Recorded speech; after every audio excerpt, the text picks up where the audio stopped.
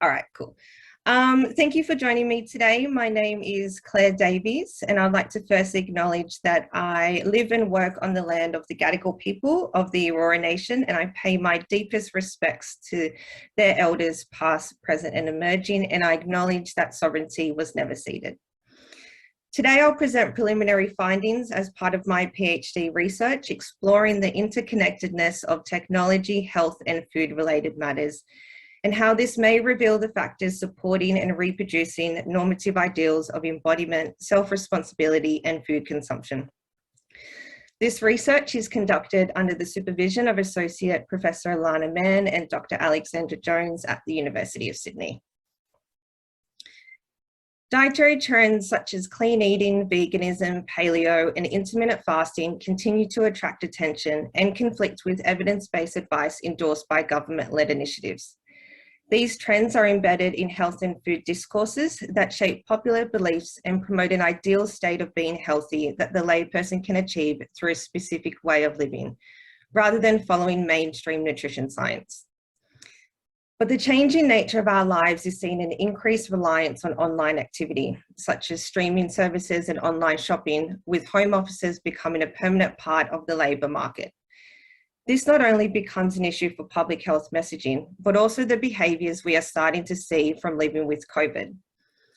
ABS data has shown that in Australia, 1 in 5 people increased their alcohol consumption during COVID lockdowns. And females were more likely than men to increase alcohol consumption during this period.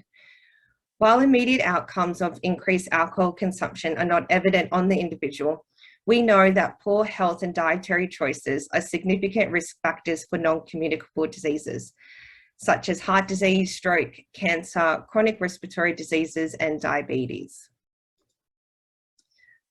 But although technology certainly brings opportunities for greater connectivity, there is a strong need to take a critical view of food systems that support communities to fulfill the recommendations of a healthy diet. The debate about the stability of our current food system is beyond the scope of this presentation, but it is important to acknowledge the unforgettable images of empty supermarket shelves stripped of pasta, rice, and flour. Woolworths and Coles were considered the most trusted brands in 2021. Why? Because they met the needs of customers in a time of crisis.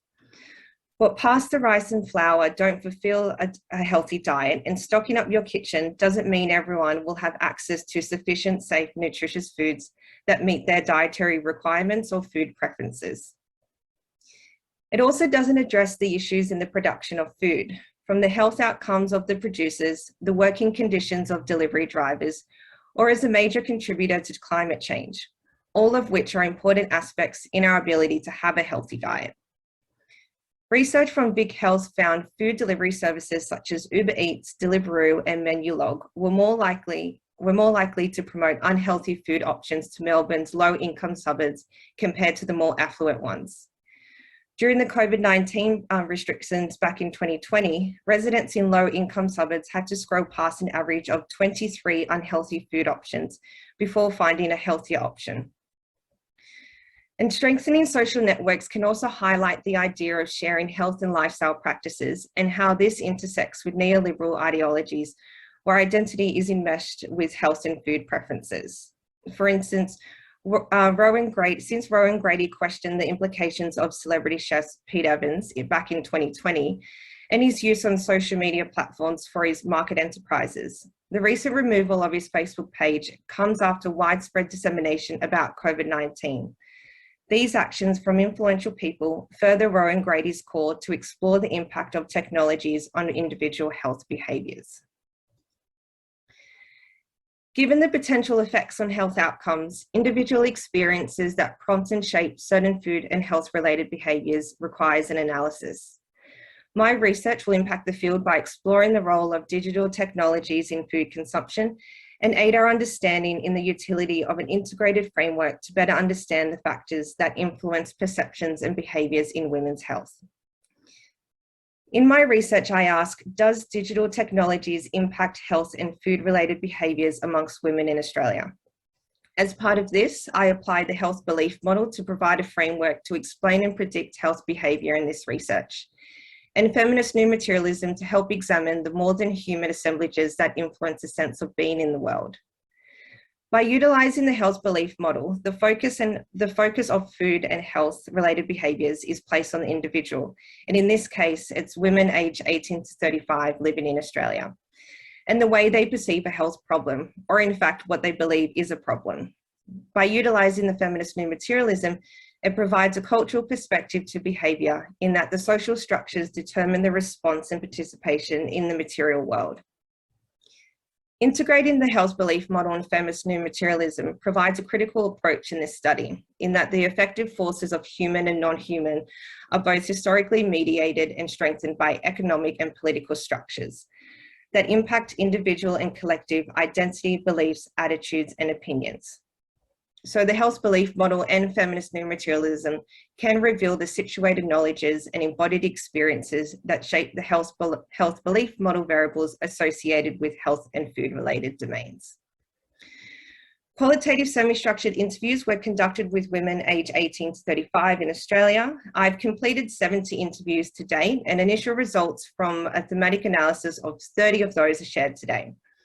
The interviews explored questions relating to the use of digital technologies as well as health and food-related encounters to explore the more than human assemblages. This was followed by targeted questions, specifically exploring participants' experiences relating to the variables. So the health belief model variables being perceived susceptibility, severity, barriers, and benefits when engaging with digital technologies. So the next step will consist of analysing all the data, which will then be coded to the predetermined codes relating to the health belief model. I will also be segmenting the data to examine the experiences to those with Asian descent, which was about 50% of the participants, as we know that one's relationship with health and food can be largely influenced by one's cultural heritage. So I'll take you through 6 key initial insights that I've gained through the 30 interviews. And it's important to note that the majority of these interviews were conducted this year during various stages of lockdowns and various, mainly around New South Wales, Victoria, Queensland, and WA. Although women in Australia stated that they were predominantly on social media on the commute to and from work, the changes in working arrangements due to COVID greatly increased this behaviour, despite having less or no commute. Women stated they scroll through social media during any downtime, which was generally classified as any moment they aren't preoccupied. So this could be prior to sleeping, first thing in the morning, in between meetings, or even whilst breastfeeding were the commonplaces. Women shared varied examples of their experiences with on-demand meal subscriptions, such as HelloFresh and Marley Spoon. But whilst a more hybrid approach to those with office jobs, women chose these subscriptions based on time and effort. They also felt it afforded them more time to spend with their partners, enabling them to do the things that they love, rather than having to allocate time to the weekly shop. In addition, women shared experiences of online workout regimes during intense periods of lockdown, where they signed up to new programs but lacked the commitment to continue when life returned to normal. Whilst women opted for more time to spend with their partners, they often chose home-cooked meals, takeaway, and restaurants based on their partner's or household's tastes. So this meant either choosing an entire meal to meet their partner's expectations, which would require tailoring their meals to meet their individual tastes, or the health regimes they were following. Notably, the majority of women interviewed stated that they had conducted a clean out of their social media accounts during lockdown. Reasons included a desire to follow those who they believed to have similar attributes, or a thought leader in a specific area they were interested in, such as specialists, doctors, nutritionists, or activists. As a result, many claim that they no longer follow traditional celebrities who they believed didn't belong on social media feeds, but instead back on media outlets. When assessing predictors of behaviour, women stated that they would implement health and food-related behaviours such as veganism, subscription supplements, or fitness workouts if there was a perceived benefit, which was often visualised on social media through community groups, including before and after photos. However, commitment over cost was a significant predictor of behaviour, and many reflected on various regimes pre, during, and post-lockdown. Although women may choose these regimes, susceptibility and severity were predictors for those who considered themselves as more health conscious and those who reflected on long-term behaviour change. While at this stage of preliminary findings and further analysis is required, the data already point to the micro-political encounters and effective forces that surface when women try to make health and food-related decisions. COVID has brought both challenges and opportunities in this line of research, through the opportunities to effectively engage with women through health promotion initiatives, but also the broader environment that limit the longevity of positive behaviours. The concept of agency and power relations are important areas, particularly when exploring a woman's household. So, however, a commitment to dietary or physical activities has been difficult for women to maintain during the pandemic, which also outweighs the cost and convenience to such behaviour. While it is relatively early, it seems clear that future research should therefore consider a greater data gathering to test the findings. The current sample may not reflect the views of a broader sample of women in Australia. And in addition, as health and food related practices are shaped by social context and in food systems, an individual's awareness and willingness to share this information will be a significant factor for data collection. As the health belief model is also routinely integrated into health promotion initiatives, future research may also focus on the role of health promotion campaigns that integrate the human and non-human factors that influence behaviour in our increasingly complex world. It is also important to compare the intense COVID-19 period that is measuring a momentary shift that may revert, or are we in fact experiencing the new normal? Okay. Thank you. That was really great. Thanks so much. And yeah, I didn't realize you were close to finish. Oh, no, that's okay. Well done. I think Gemma already has a question for you, so go ahead.